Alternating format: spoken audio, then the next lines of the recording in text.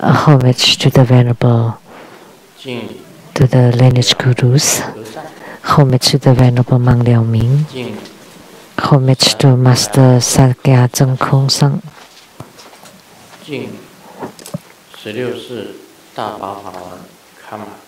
Homage to His Holiness the 16th Karmapa and Master Tupten Tarji. Homage to the three jewels of the altar. And homage to the main deity of Homa today, Golden Mother of the primordial Jet Pond's equal body, the equal body of Golden Mother, the tiger head Vajra.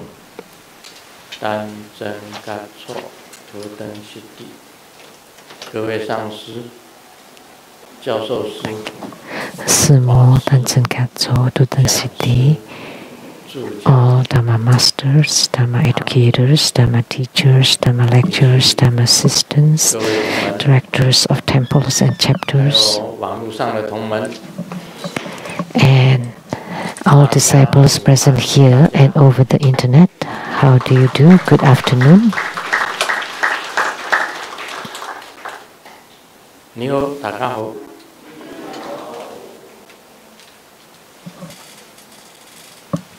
I still Shanange Hola amigo Que quiero mucho Scoin Ichiban Kimoji Jumi Yapi Pirin Konnichiwa Come, India.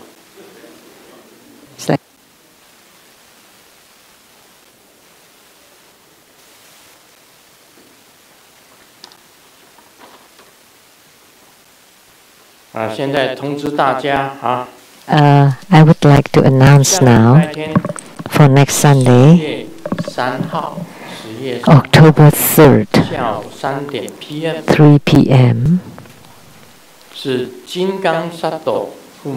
would be Vajrasattva Homa fire offering ceremony.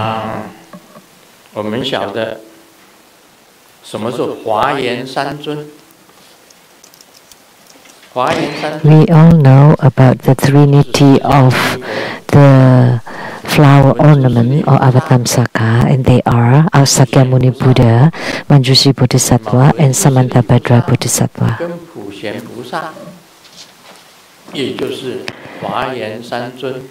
So, Sakyamuni Buddha, Manjushri, and Samantabhadra are the Dharma princes of the Avatamsaka. So, Manjushri and Samantabhadra are the Dharma princes, and who are the Pure Land Trinity, Amitabha Buddha, Avalokitesvara Bodhisattva, and Master Mahaprabhupada Bodhisattva.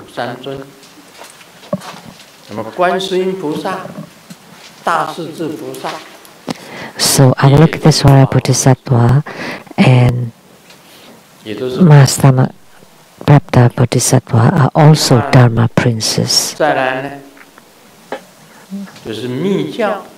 And in Tantrayana,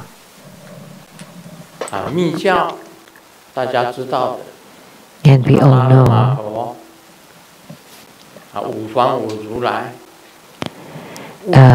a Dharma Buddha, then the five Dhyanis Buddha, and the most important Dharma prince of the five Dhyani Buddhas in Tantrayana is Vajrasattva.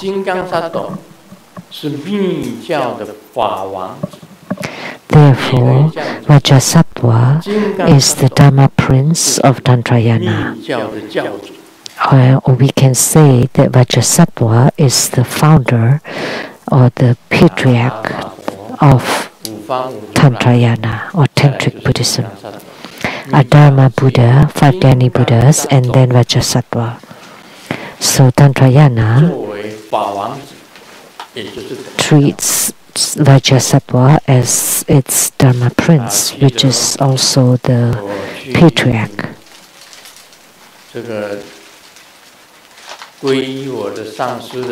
I remember when I took refuge in my Guru gave me a statue of Vajrasattva.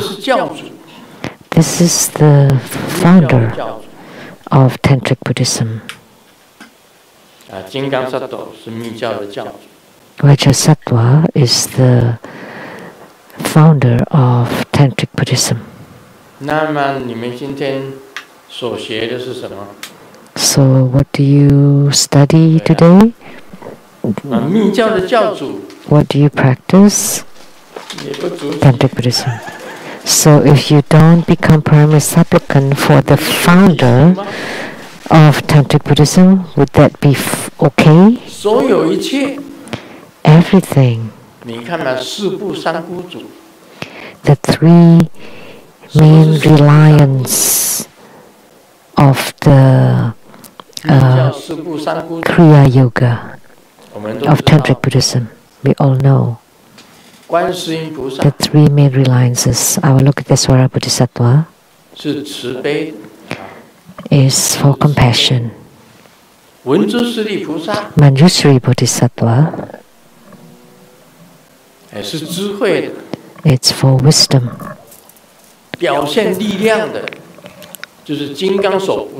And the one that showed power is Vajrapani. They are the three main reliances of the Kriya Yoga of Tantric Buddhism. And Vajrapani or Vajrahan Bodhisattva is the same body as Vajrasattva. So like today, we say that Golden Mother and the tiger head Vajra are equal bodies. So Vajrasattva, Vajraheart Bodhisattva and Vajrahan Bodhisattva are all of equal bodies. So therefore Vajrapani is the same as Vajrasattva. And tiger head Vajra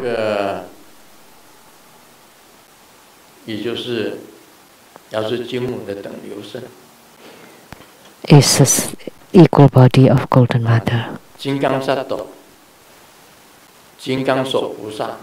Vajrasattva, Vajrahan or Vajrapani Bodhisattva and Vajraheart Bodhisattva.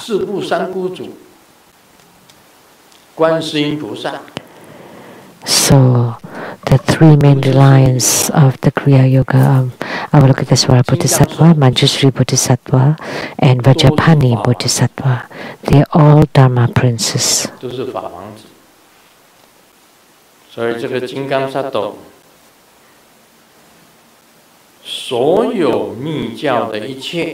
Therefore, everything in Tantric Buddhism comes from Vajrasattva.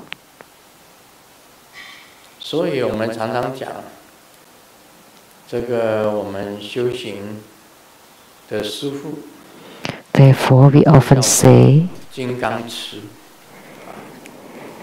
our guru, our spiritual guru in Tantric Buddhism is called the Vajradhara or the Vajra holder. And the Vajradhara or the general or the chief Vajra holder is Adharma Buddha. And the 5 Dhyani Buddhas are the 5 Vajradharas. And Vajrasattva is Vajradhara is the 6th and your guru is the 7th. And then when the root guru is empowering the masters, then they become the 8th Vajra holder.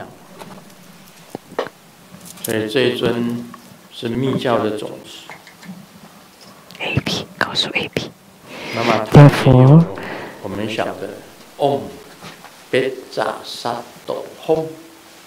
as we know, Om Betsa Sato Hom.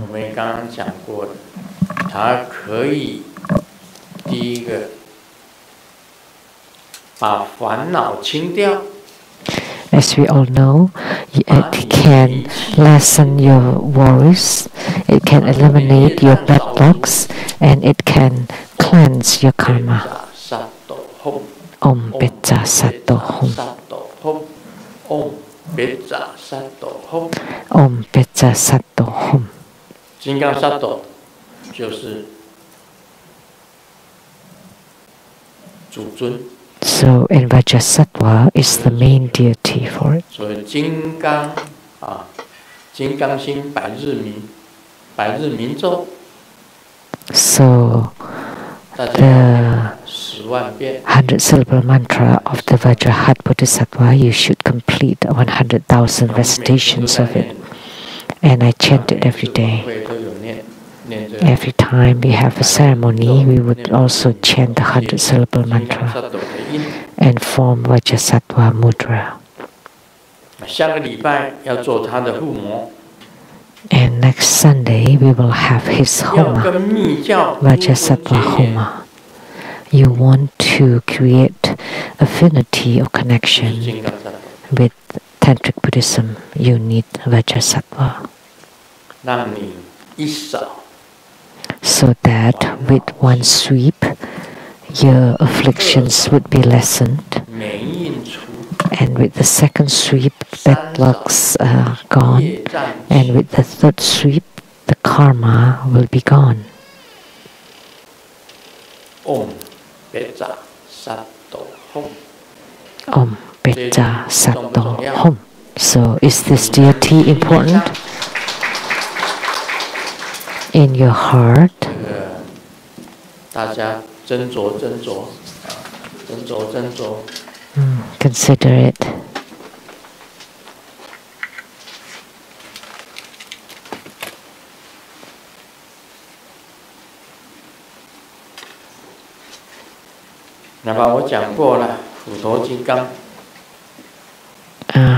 Encourage, as I said, that Golden Mother's equal body is Vajra, Tiger Head Vajra, and his mantra. Om Chimu Siddhi Hum Hum Pe. And the mudra is like the head of a tiger.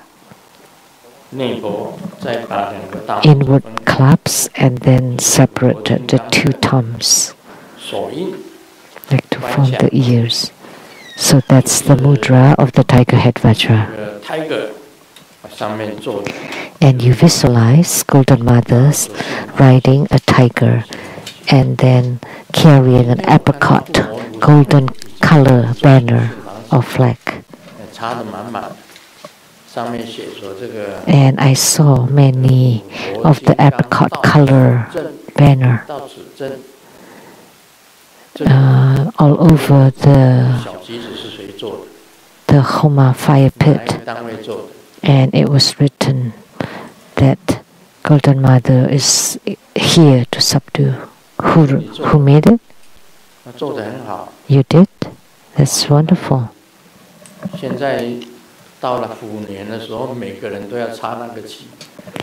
Because in the year of the tiger, you want to put that banner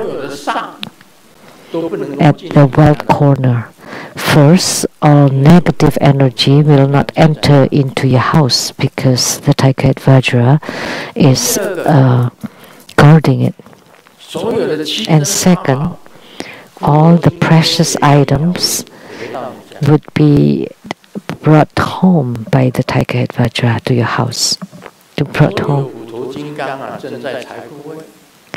So, when you have the Tiger Head Vajra guarding the wealth corner, that's the auspicious item of the year of the tiger.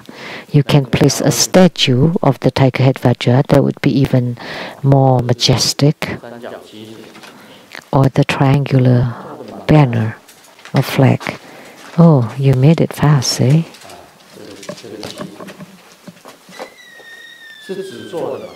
Is it made of paper?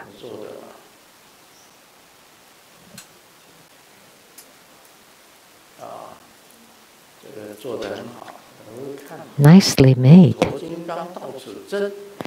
Tiger head Vajra is here to guard and command, and then a painting of a tiger head. It's really well made. So the True Buddha Foundation hasn't done anything. Has the True Buddha Foundation done it? No, in the process. But other people, they're fast. So whoever that made it first would win.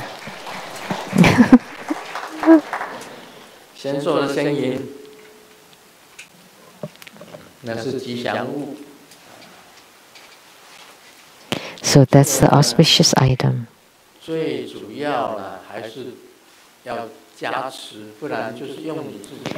But most importantly, it needs blessing. Or use your heart. You can bless it yourself,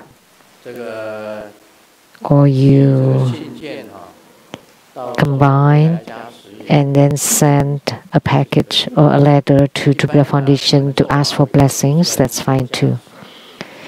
Typically, after we make it, we want it blessed, so that Tiger Head Vajra would stay on the banner, on the commander banner. So that's an important part, a key point. Or you can also bless it yourself. Sincerely pray to the Tiger Head Vajra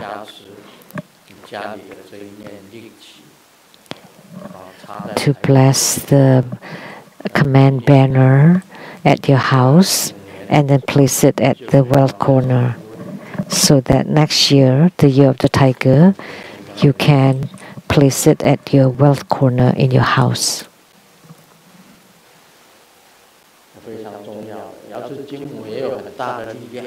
So that's very important. Golden Mother has tremendous power.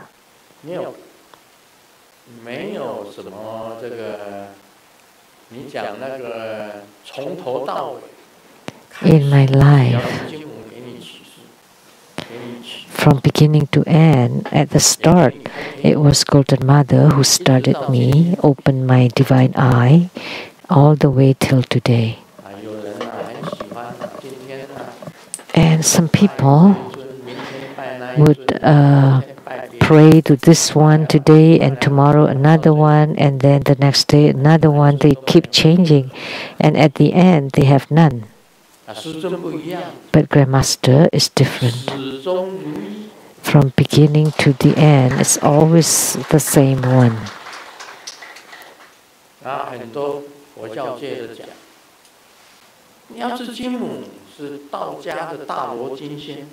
Golden Mother is the golden Daluo sage of Taoism. But you're Buddhist, so why do you worship Golden Mother, the golden sage? But the one that inspired me to become Buddhist was Golden Mother. So you should never forget this generosity, this favor. Golden Mother was the one to inspired me or recommended me to enter into Buddhism. She told me personally that you have the bone of a Buddha, or you have Buddha's bone. And my mom became very nervous. My son has a Buddha's bone, so he should become vegetarian, and in the future he would become a monk. He will not get married. And then Golden Mother said, no, that's not the case. You would know in the future. Vegetarian, yes, I have eaten vegetarian food. When I was practicing Dharma, I really was a vegetarian. It was quite miserable. And it will not do if I wasn't vegetarian, because whenever I smell it, I would be nauseous and vomit. So I really ate vegetarian food. When I was dating Simu before marriage, I was still a vegetarian then. Every time I invited her to dinner, it was vegetarian food. And she said, "Oh, you save money." But no, I had no choice. I had to eat vegetarian food during that time for the whole year.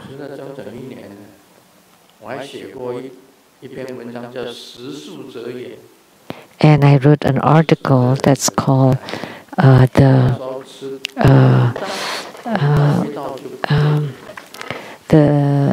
thoughts of a vegetarian. During those time, whenever I smell it, I would vomit. And then after a year, I don't throw up after I smell it. I don't throw up after I try a mouthful. Then I knew it was okay. So I was vegetarian for a full year. Golden Mother was truly great. And Grandmasters always have his wishes fulfilled. I'm truly grateful. Deep gratitude. So my Buddhist studies was also recommended or inspired by Golden Mother. So don't think that Grandmaster could not. Grandmaster was unclear about Buddhism and Taoism. When I believe in Jesus, I was a Presbyterian.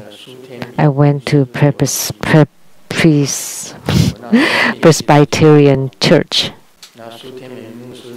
And the minister Su Tianming gave me a baptism and said, "I use this water to give you baptism and to give you in the name of the Father, Son, and the Holy Spirit."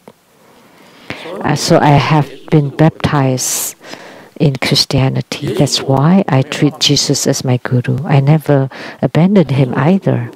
He's my guru.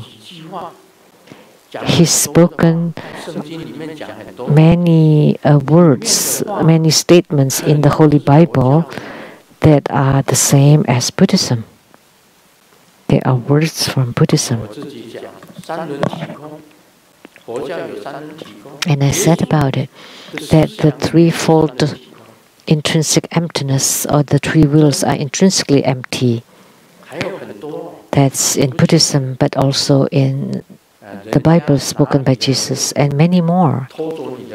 If someone takes your jacket, then you also give him the underwear.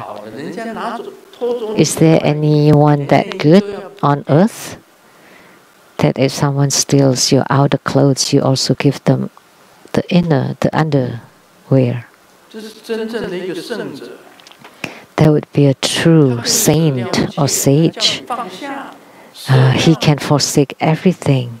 He taught us to let go, to put down, to sacrifice. That's Jesus. If someone slaps your right cheek, you give them your left cheek.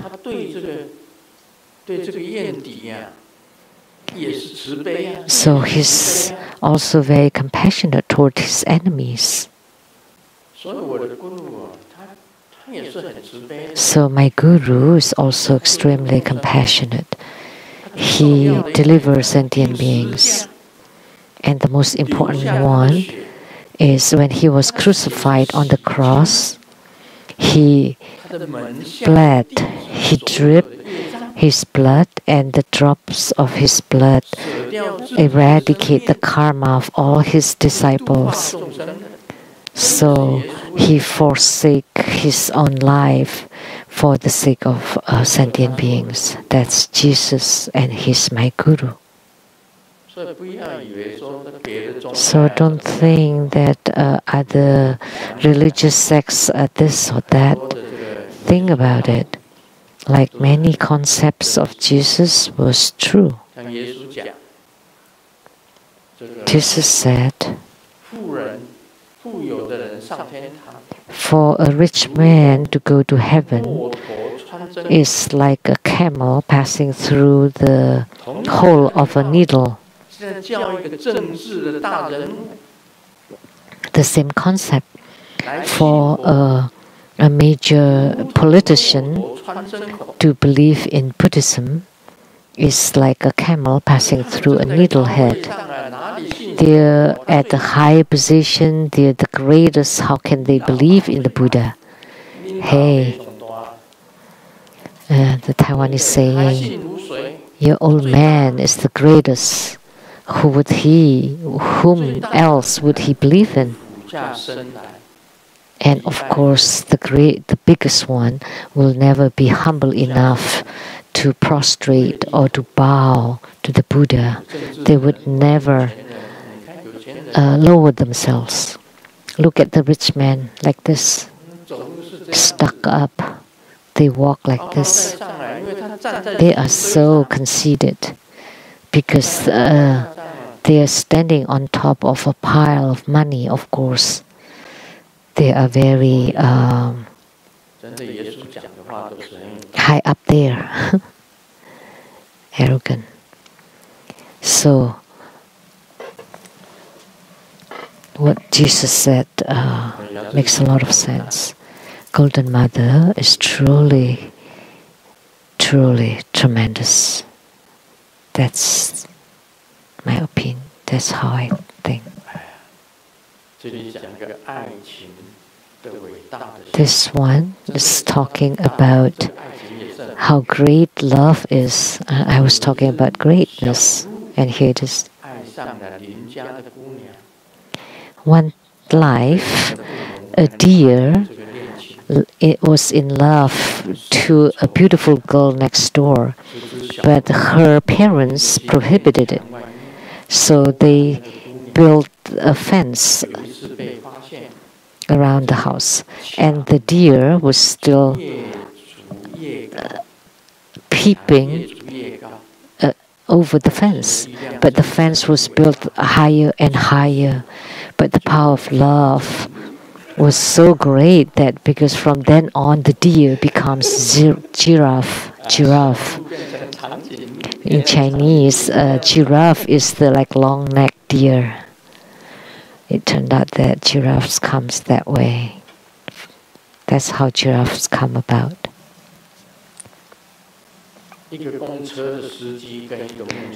A bus driver and a minister died on the same day, and they got to God, and God judged the minister to go to hell and the driver to heaven. And the minister complained and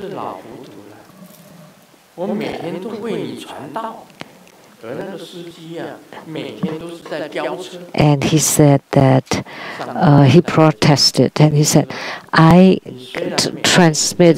give sermons every day on your behalf, but the driver was driving recklessly every day.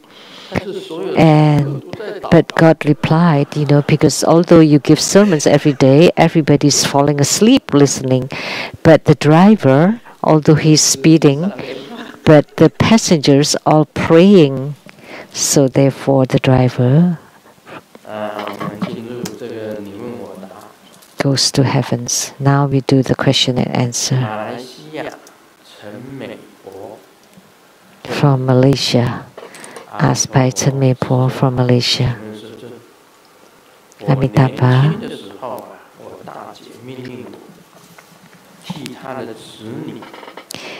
When I was young,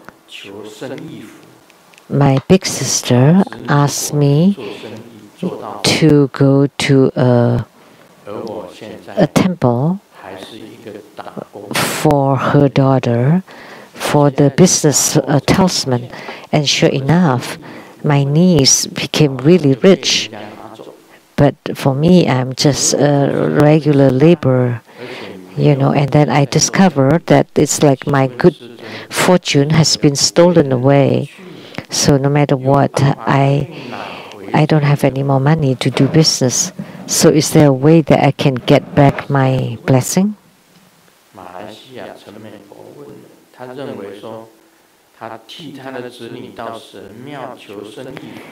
This person was asked to ask for a business fool for her niece. And the niece got really wealthy, but she felt that her good fortune has been taken away. So is there a way to get it back? Of course. Why didn't you pray to the Vajra of great fortune?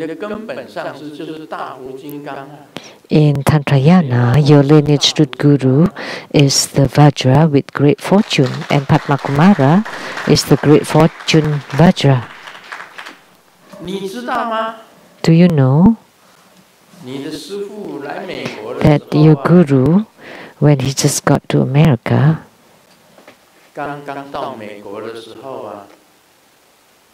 every Saturday and Sunday, go to the Anana, the house, buy the garage sale item.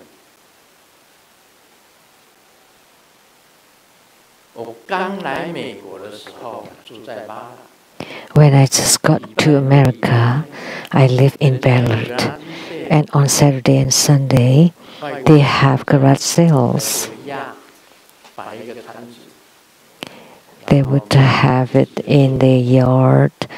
They would sell their own used things, or inside their garage, they would sell some stuff. And we would go there for the garage sales and yard sales. So every weekend, we would go around to buy those stuff for us. You know, we always say total $1, okay? At that time, you can ask the second brother. And he would drive the car, and we would buy all my clothes from the garage sales. All of our plates, they're all from garage sales. Our desks and chairs and the mirror that's now still hanging at the Tantric quarter, they're all from the garage sales.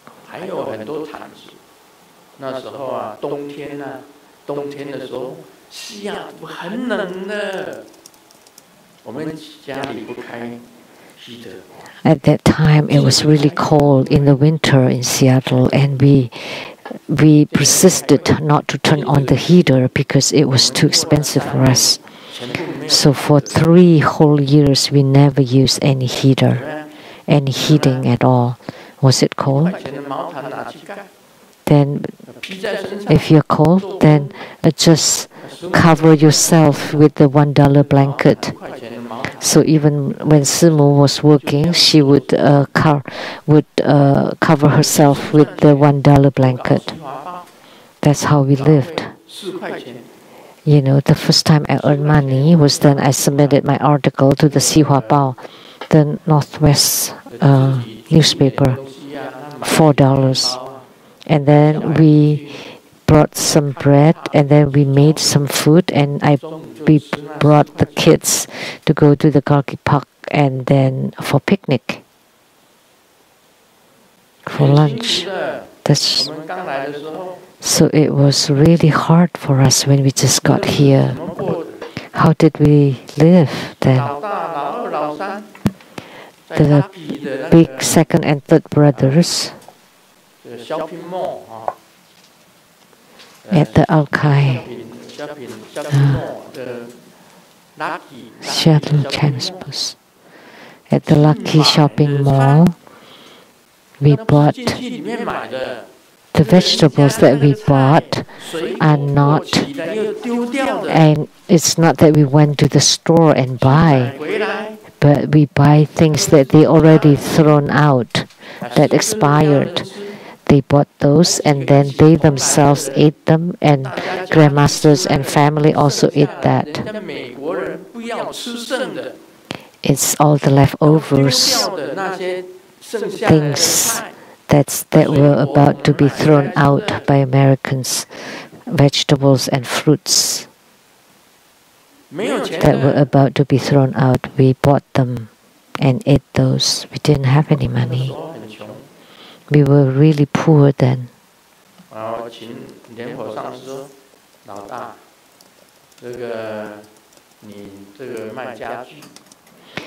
Hey, big bro, you sell furniture. Can you please place a desk in my living room? And I want to start giving spiritual consultation. And the three brothers laugh. No need. This is America. Nobody would come for spiritual consultation. That's when we just got to Ballard. And then I opened my front door and I checked. And for the whole road, it's completely empty. Not even a car was driving by on that 10th Avenue. All of a sudden, there was a tiny cat, a kitten, at my front door, and I asked, "Little kitten, are you here for spiritual consultation?"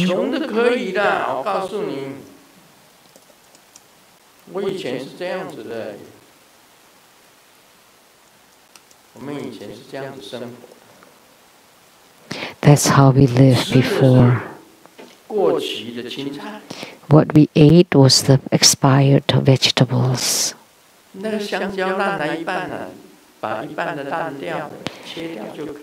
Like banana that's rotten half, we just cut it off and ate the good half. Or vegetables, it was slightly yellowed, and we just took off the yellow part, and then we ate the rest. And then we went to the Archie Park and then got some seaweed, and then so we make soup from it. So we have seaweed soup. We just went to the beach and we even dried them and then give them as gifts to people in Taiwan. And then later on, Maitreya Bodhisattva passing by in the sky, and I told Maitreya Bodhisattva, we could barely hold it on. And Maitreya Bodhisattva laughed in the sky and opened his cloth bag. Many things fell to my house, and what were they? Dharma robes, Dharma crowns, many things kept falling down. Sutras. And I said, those are all belonging to the Dharma, but no material things. And then cars and houses all coming down, all material things. We have them all. So it was Maitreya Bodhisattva who was passing in the sky and opened the cloth bag, and he told me, "You are the Vajra of great fortune. You will have them all. You don't need to ask for it. People will give them to you voluntarily. If you ask for it, then that's forcing it. You cannot open your mouth and ask, because if you do, you're violating the precept. Never open your mouth and ask for money or ask for things. That's my precept. Golden Mother also told me, and Maitreya Bodhisattva too. I never ask. They all come by themselves.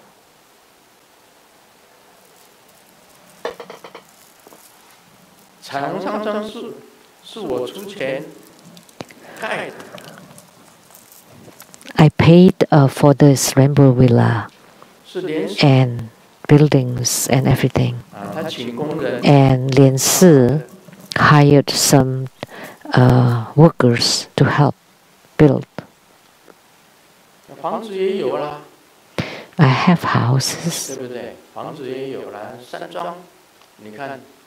Look at the rainbow villa. So beautiful.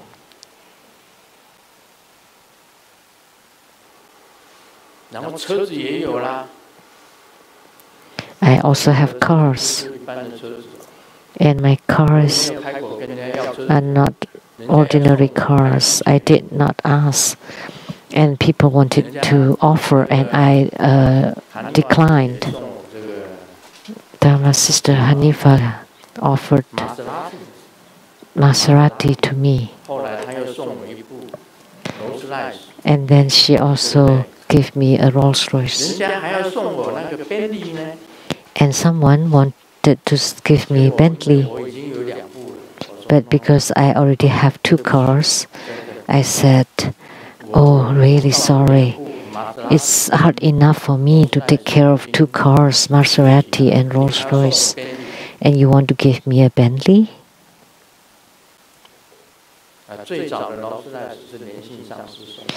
And the earliest Rolls Royce that I had was given by Master Lian Xing. And many things were offered or given by disciples. I have a diamond. How many carats? Do you remember what I said? How many carat? Carat. Huge. Over 30 carat. Over 30 carat diamond.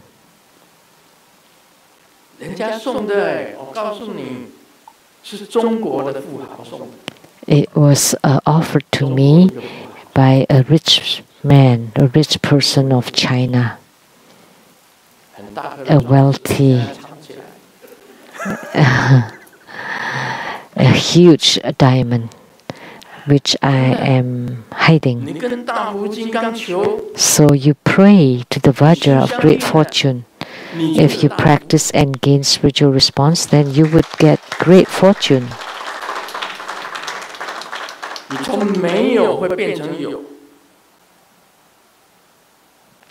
So from having nothing, you would be the have. From the have not, you would become the have. So your good fortune has not been taken away by anyone. As long as you pray to the great fortune Vajra, you would have it. Second question. From Malaysia, Lian Hua Sao Liang. Wholeheartedly homage to the lineage Truth Guru, Living Buddha Lian Sheng, Grandmaster, Simu, may all be auspicious. In your book number 280, Heavens and the Worlds Beyond, article number 20, the Supreme Youthful Goddess. Here are the dialogues between Grandmaster and her. I asked, what is cultivating the way? And she replied, non-dual and non-stop. And I asked again, what is non-practice? And she replied, all you need is to maintain it, no need to exert. So my question is, can you please confirm if my understanding is correct? Understanding below first. So non-dual and non-stop, that's cultivating the way. So when greed, anger, and delusion or the incorrect view appears, then you use the bright radiance of the Buddha nature to counter it and to transform them into empty nature. So you always dwell at the radiance of the Buddha nature. This is cultivating the way. So you transform them into empty nature whenever greed, anger, delusion, or incorrect view appears. This is his opinion. If greed, anger, and delusion appear, then you use the bright radiance of Buddha nature to counter them and transform them into empty nature. And at all moments, you dwell amidst the bright radiance of the Buddha nature. Buddha nature. Let me tell you, what you're talking about is remedy. But non-dual and non-stop or unceasing. Non-dual is not a remedy. What you said makes sense. But you use the bright radiance of Buddha nature to remedy or to counter. But there's no need to remedy. Why? As long as you appear, as long as you generate the empty nature, there's no need to remedy. Because greed is also empty. Anger is empty. Delusion is empty. Ignorance empty. The absolute one is called non-dual. Anytime you can generate and emit your empty nature, and at all moments you miss the empty nature, that's practicing the way. There's no need to counter or remedy, because in that case there would be dual. Greed is empty, anger is empty, ignorance or delusion is empty. So the first question, what you said is also right. However, as long as at any moment you use the empty nature, you apply the empty nature, and you don't need to counter or remedy, that's practicing the way. So his question is quite deep. So his understanding is also correct, but there is no need to counter, because there is no need to remedy. That's no practice, or the realm of no practice. And that's his second question. The yoga of concentration, the yoga of renunciation, and the yoga of one taste, all are considered one or unit or single. When it returns to zero, then that is non-practice, or the yoga of no practice. So what he said was really good. So all the convenience Dharma practices is to eradicate its no thought, its non-relation. This is no practice. So what is the realm of non-practice? The yoga of concentration, the yoga of renunciation, and the yoga of one taste belongs to quote-unquote one. And when everything returns to zero, then that's the yoga of no practice. When everything is eradicated, extinguished, and no thought, no relations whatsoever, then that is called no practice. That's very accurate, very good, what you said. The yoga of concentration, there's still one. The yoga of renunciation, there's still one, or even two. The yoga of one taste is one. It's about oneness. That's of the Mahamudra. The yoga of concentration, the yoga of renunciation, the yoga of one taste, and the highest one, the yoga of no practice. And what he said is that when it returns to zero, then only then it is considered the yoga of no practice. And then all the skillful means, convenient dharmas, are all extinguished. That at that stage you have no more need for Buddha Dharma. There is no Buddha Dharma anymore then. It's the realm of no thought, non-dwelling, and no relations. Then that's referred as no practice. Lian Hua Sao Liang from Malaysia has reached a good state of enlightenment. Now we will expound on the Vajra Sutra. The teacher asked Xiaoming, how come your score has digressed again? And Xiaoming replied, oh, because recently I'm scared. Give me a reason, otherwise get out of here. And Xiaoming said, but teacher, I'm afraid of dark or black. So being afraid of blackness is not related to your score, right? Because I'm afraid to look at the blackboard.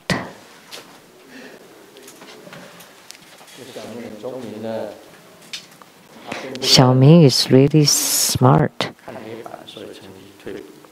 He's not dumb at all because he's afraid to look at the blackboard. That's why his scores is getting bad.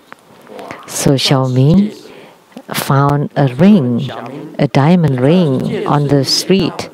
And the teacher asked, so you found the ring on the street, so why didn't you return it to the owner? And Xiaoming replied adamantly, well, because it's written in the ring, it's yours forever.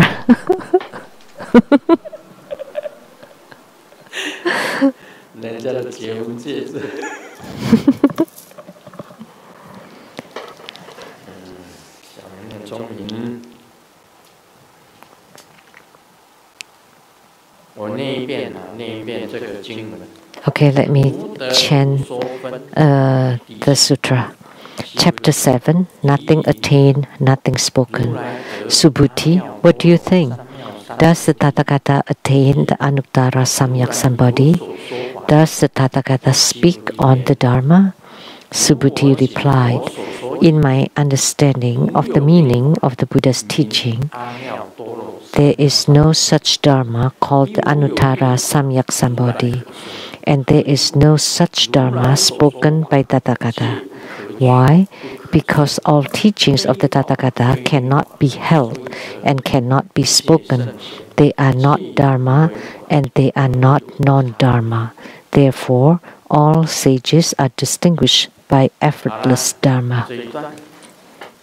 So, on this piece, Chapter 7, Nothing Attained, Nothing Spoken.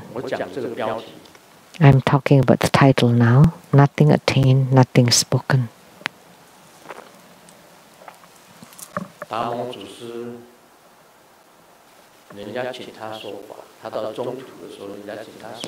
When Bodhidharma went to the Middle Kingdom, people asked him to give Dharma teaching, and he said, sure. And he got on the Dharma throne, and something like this, a board, a note board. He took it and then tapped it on the desk. That's the end. And then he got down.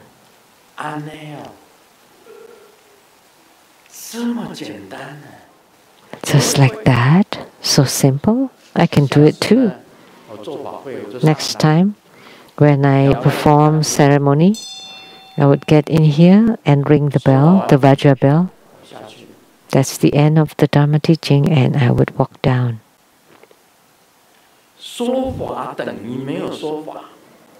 So giving Dharma teaching is the same as not giving Dharma teaching. When you obtain something, it's the same as you do not obtain anything.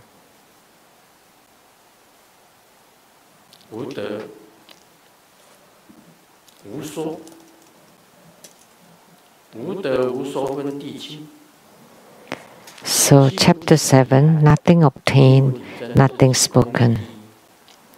So Subhuti was very incredible, really, first and foremost, in comprehending the empty nature. Has he's attained the empty nature? Have you attained the empty nature? No, this is called nothing obtained. Because the one who had attained the empty nature will not say that they had attained the empty nature. Anuttara Samyak Sambodhi is just a name.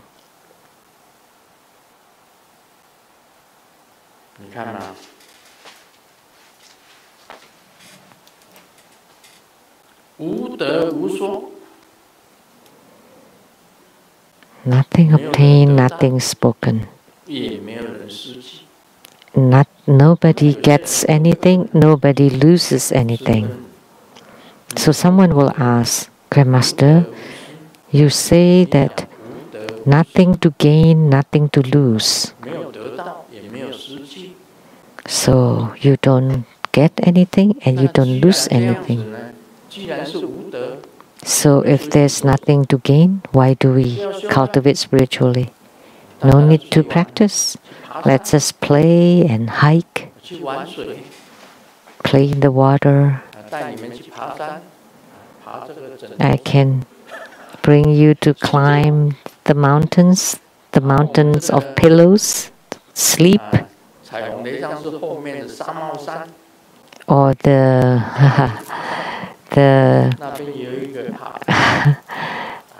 chiffon hat mountain. We can climb that mountain, or we can go see the waterfalls. There's a bridge. That's like a poem, very poetic. With a tiny bridge and flowing water and waterfall and also sandy beach. Let's just play around, having fun in our life. Why train and cultivate spiritually? It's nothing to gain, right? Why do you want to cultivate spiritually? Yes, you have to. You want to cultivate spiritually because only by cultivating spiritually you would know that there's nothing to obtain. Otherwise, how would you know? Ultimately, when you cultivate spiritually, you would know that you have not gained anything. That's called zeng yan. It's called like attainment or realization. The one who has truly attained the realm of nothing to attain would know. So the Vajra Sutra has said about it that the mind of the past is unattainable, the mind of the present is unattainable, and the mind of the future is also unattainable. So what kind of mind can you attain? So an old lady is selling some snacks, and a monk is climbing the mountain to look for a master. And the monk is buying some snack. So the mind of the past is unattainable, the mind of the present is unattainable, and the mind of the future is unattainable. So what kind of mind can you attain? Can you get? And the monk could not reply. He's climbing up the mountain to look for a guru. And the old lady said, "Oh, another one's dead. What kind of mind will you gain? If you can answer correctly, I would give you a free snack. But if you cannot, there's nothing for you."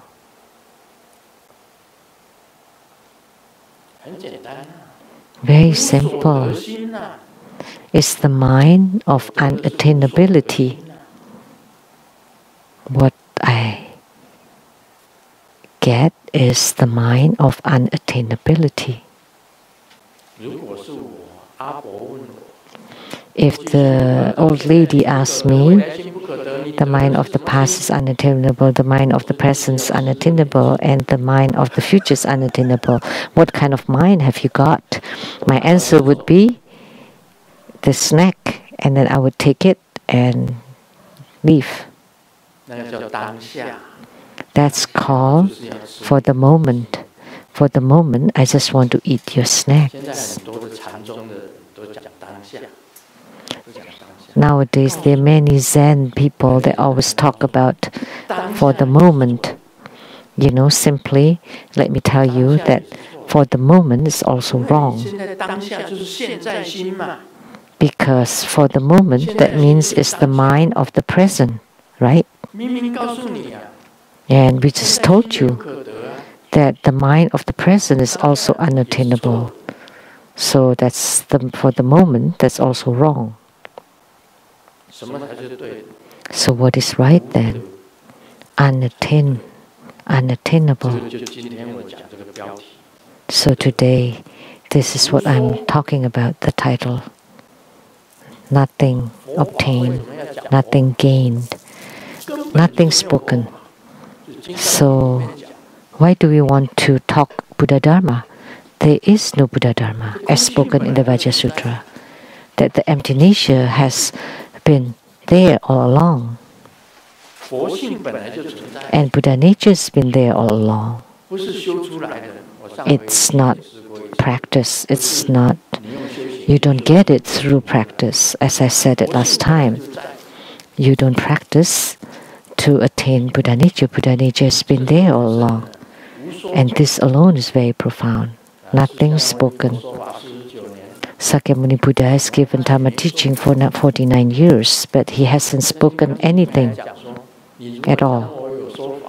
And in the Vajra Sutra, it's written that if you say that I give Dharma teaching, you're slandering the Buddha. This is all extremely profound and mystical and mysterious.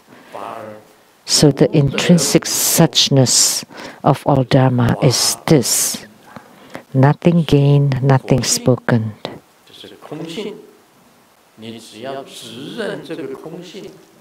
So Buddha nature is empty nature.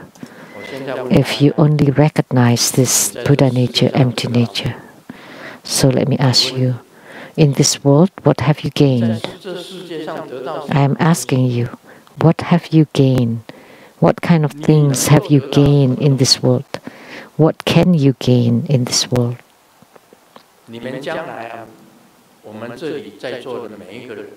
Each one of us here, in the future, what will you get?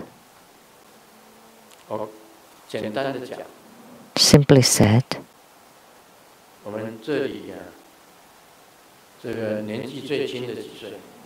who's the youngest here? How old? Tanzan. Your youngest, how old are you? 19. Okay, let me ask you. 100 years later, what will you gain? Nothing. Nothing to gain. That's right. Please be seated. Then why do you still study then?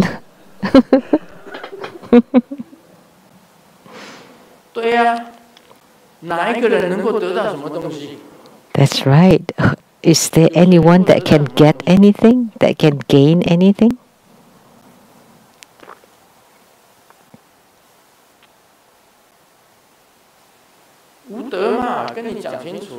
Nothing gained, nothing to gain.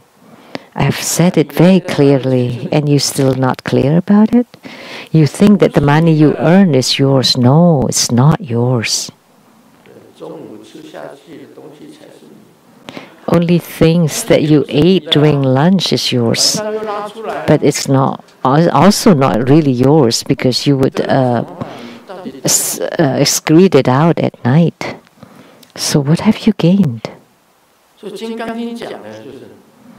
So what the Vajra Sutra said is dream, illusion, illusory, bubbles, shadows, dreams, smokes in the mirror. Everybody works so hard to earn money, or they all fight to become the leader, the head. It's like the Kung Fu novels. Everybody's fighting to be the leader. So now, who is the leader? And America has been number one for a while. It's never forever. Is there anyone that can stay at the top forever?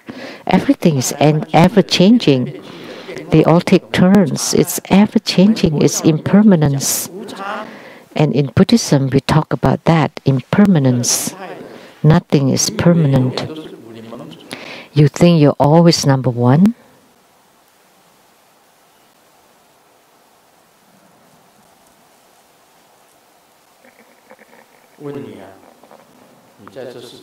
So let me ask you, what will you gain in this world? Nothing. That's nothing gained, nothing attained. And since it's nothing gained, it's nothing spoken, then what will you say if it's nothing gained? There's no need to say. So although Sakyamuni Buddha spoke for 49 years of Buddha Dharma, it's the same as nothing spoken. And Grandmaster too has spoken for so many years, and it's the same as nothing spoken. But speaking the Buddha Dharma is to let you comprehend and recognize nothing gained, nothing spoken. Once you comprehend it's nothing gained, then your hearts would be at peace and calm and even killed, and then the world will be at peace. But if you think that there's still something to gain, there would be wars, there would be battles, there would be fightings.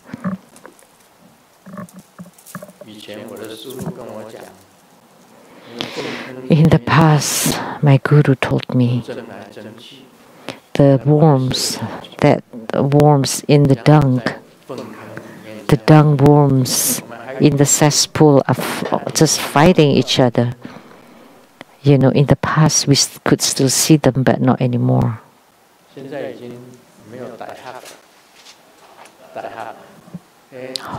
Maggots, like the maggots in the dungs.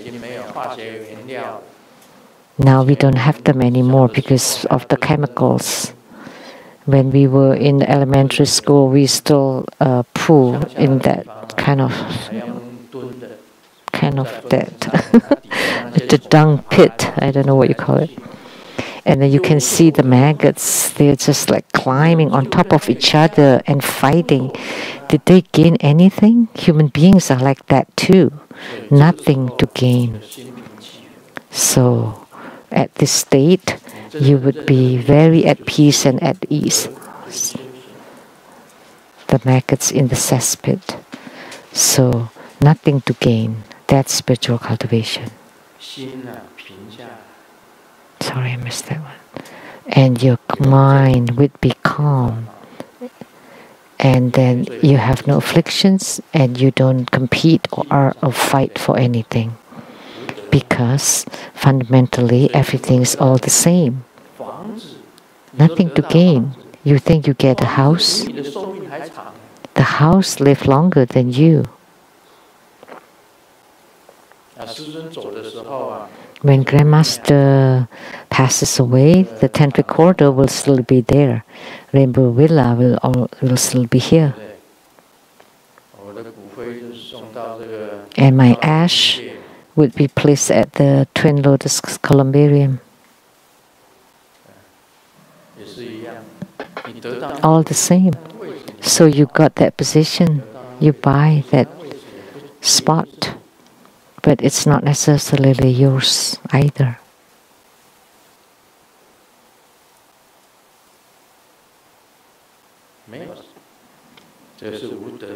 No big deal. That's nothing gained, nothing spoken. Nothing gained, nothing lost. The true Buddha Dharma cannot be spoken. The Buddha Dharma that's spoken is just a means, tools, like what we talked about last time. Buddha Dharma is just like a raft.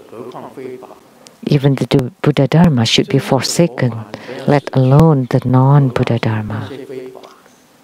The true Buddha Dharma too should be abandoned eventually, let alone the non-Dharma. Therefore, everybody is at peace and at ease and no thoughts. That is spiritual cultivation.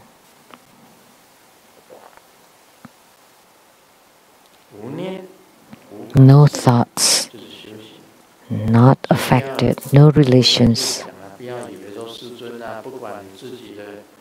Last night I already said, right?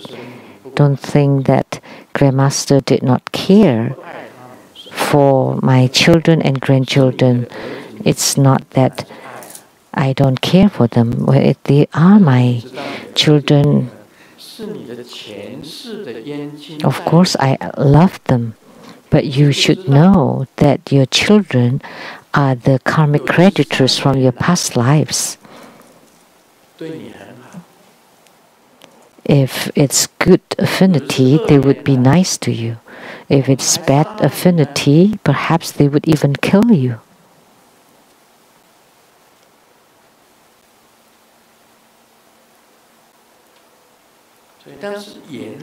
So it's affinity. So the affinities from many, many lifetimes and the karma from many lifetimes would be in control of us. But when you comprehend the Buddha Dharma and you know it's nothing to gain, you would be at peace and at ease. You would be even killed. You still love your children, but everything is just let it be. You goes according to the flow, according to follow their wishes. And all the same, it's not that I have no feelings for them. I want to deliver them, to guide them onto the path too, but it also depends on their affinity. Now they're still attached to the worldly things. They still do not comprehend nothing gained, nothing spoken. But when you truly comprehend nothing gained, nothing spoken, then you are spiritual cultivators. And if in nothing gained, why do you still rob someone else's or steal someone else's things, someone else's things? Why do you still fulfill your own appetite or desire for sensual things? When you have enough for your daily lives, why do you still want to save?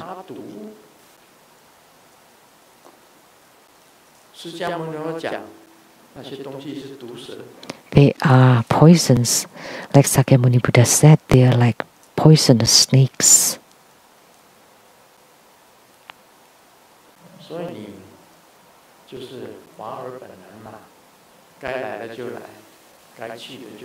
So intrinsic suchness of all Dharma. What's supposed to be here, it's here. What's supposed to come, they'll come. What's supposed to go, they'll go. If you're supposed to get it, you get it. If you don't, you don't. All material things are like that, and also for your children or grandchildren. If you realize this, then this is the key point of the Vajra Sutra. So today, that's my exposition on the chapter 7, nothing gained, nothing spoken. Nothing gained, nothing spoken, and no meddling. A man told his friend, "What should I do? Each of the girlfriend I brought home, my mom doesn't like." And the friend said, "It's easy. Just find one that looks and has abilities like your mom, then that'll be fun." And he said, "I've tried, but then my dad doesn't like her."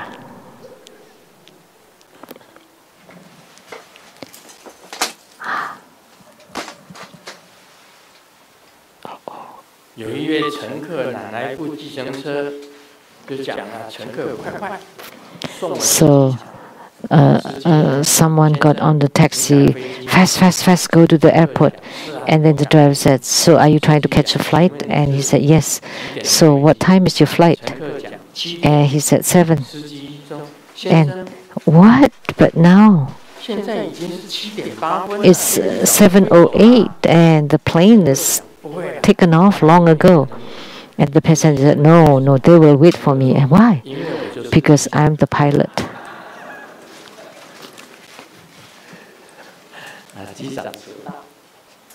So the pilot was late.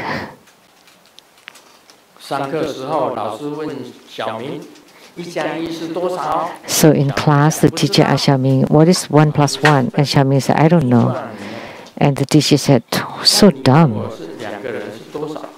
And you and I, how many others? And then Xiaoming said, 2 dumb pigs. Oh, money, pay me home.